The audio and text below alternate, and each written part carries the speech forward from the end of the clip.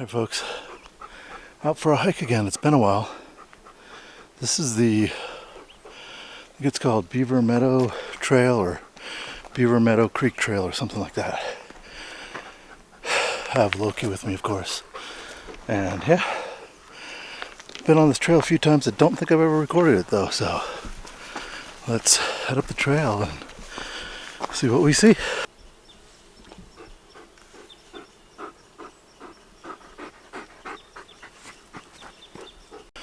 It is mid-August. What does that say? 70 degrees or so when I left the car. So it was going to be like 90 down in Denver. I really wanted to get Loki out for a hike. Get myself out for a hike. So gained some altitude, which I'm feeling right now. And yeah, it shouldn't get too much warmer, I hope. We also expect afternoon thunderstorms around 1, so I'll try and get up and out before then. The full length of the trail is, I think, 10.8 miles all the way up to Lincoln Lake, which I've been to from a different trail on a previous video, but I'm not going to go that far. I know that there's a meadow and some little buildings out here, so we'll at least go out and check that out and see how we feel, both Loki and I.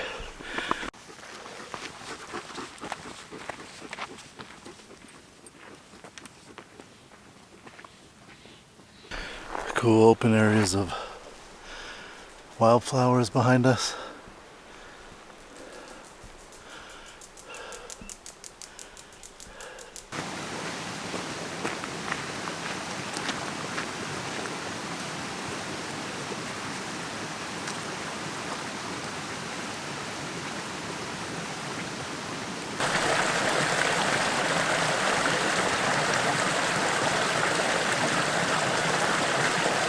Alright folks, we're here at the meadow and beaver ponds where things open up a little bit. Extremely beautiful. You can see the crags of the mountains up there in the distance. So no, Loki, no, get out of that water, that's nasty. This is another trail in the Mount Evans Wilderness, Pike National Forest area. Been on many trails back here. A lot of interconnections. I'll maybe show you that on the map after the hike. But yeah, just beautiful views and nature out here and quiet. I mean, the parking lot was decently full. This is a hard trail to get to. It's a bumpy road. It's only open during the summer. It's basically closed for the state wildlife area for hunting after Labor Day. So it's mid-August now, but nice breeze coming up the valley. I mean, this is just, I could just sit and stare at this one.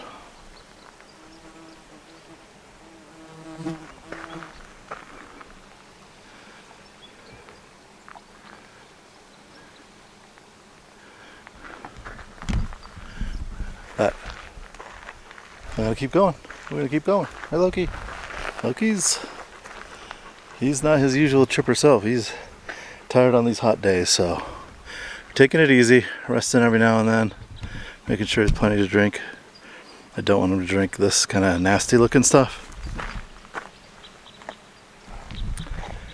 Ideally, dogs shouldn't drink from streams and that type of thing because of giardia. Definitely people shouldn't, but I don't even know if I want to bring this up because it's a big debate. But I do let Loki drink out of streams a little bit. You know, I also bring bottled water. Generally bring enough for him. He eats snow all the time. You can't really prevent that. So I don't know. He's a wild He's you know, a lot closer to a wild animal than we are, and so his digestive tract is kind of made for it, and he's been drinking from streams his whole life. So I don't know. Make your own choice. I understand for those that don't want to, especially heavily domesticated dogs, but this dog belongs out in the wilderness guarding your farm. I'm sure the breed drinks lots of water from streams.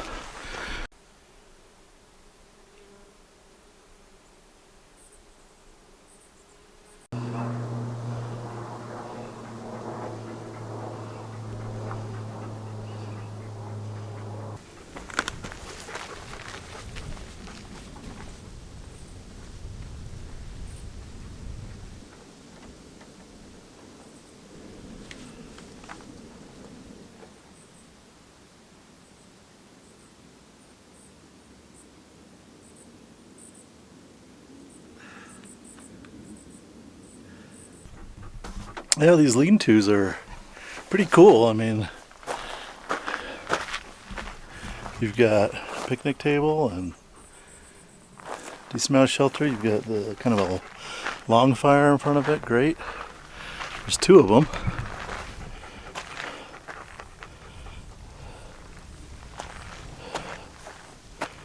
And there's kind of more camping area behind there.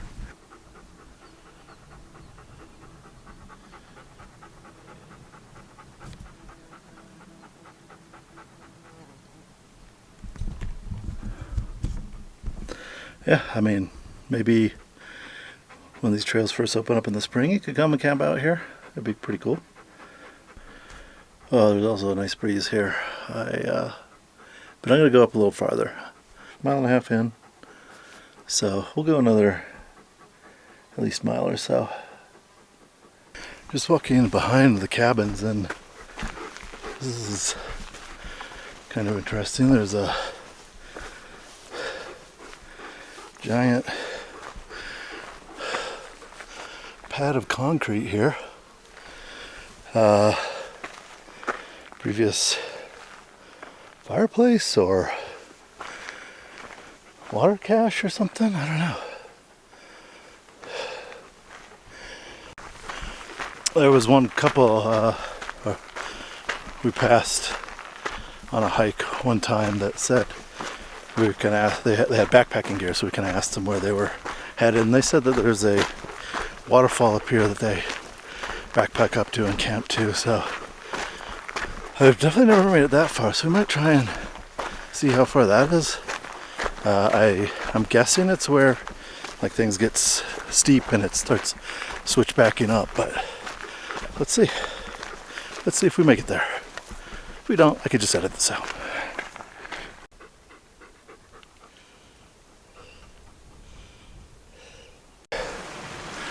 A little bridge that's falling apart here.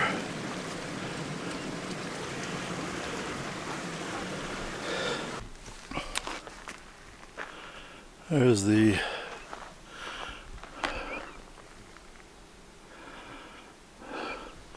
official Mount Everett Wilderness Arapaho National Forest sign. Alright, found a cool place to just chill out up the trail. Cool view. I'll show you that in a second. Got a time lapse brewing. We'll cut to that in a minute.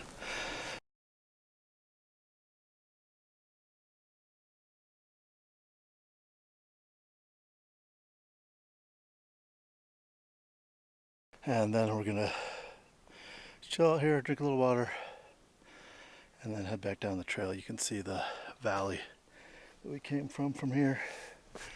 Some of the cool rock formations.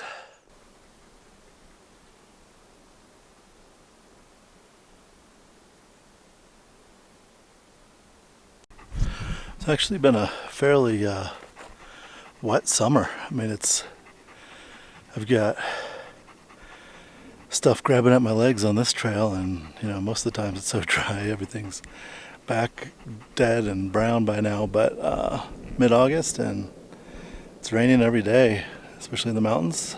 Hopefully that's a good thing. Hopefully that means a good snowpack this year as well.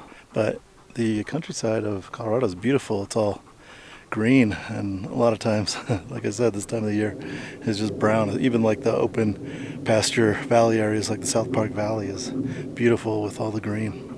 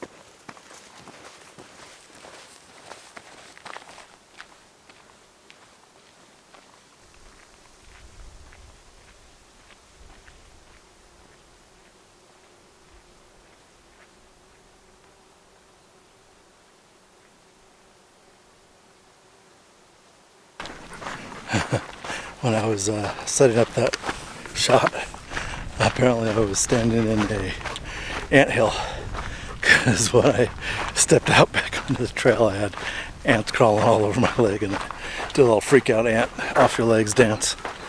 Oh man, it's nice in the shade, but not too bad in the shade, but when you get into the sun, it's a bit brutal. Okay, done with the hike. That was the Beaver Meadows trail, about 4.5 miles, 4.5 miles. So maybe half of the length of the trail. A little bit on the warm side for Loki still. Anything above 70 degrees is pushing it for him. So he's looking forward to the fall weather. I'm looking forward to the fall weather. Okay. We will see you guys on the next hike. Sorry, I'm distracted by all sorts of people walking around me. Yeah, that was a great hike. I don't know, you saw it. We'll see you on the next one. Thanks for watching.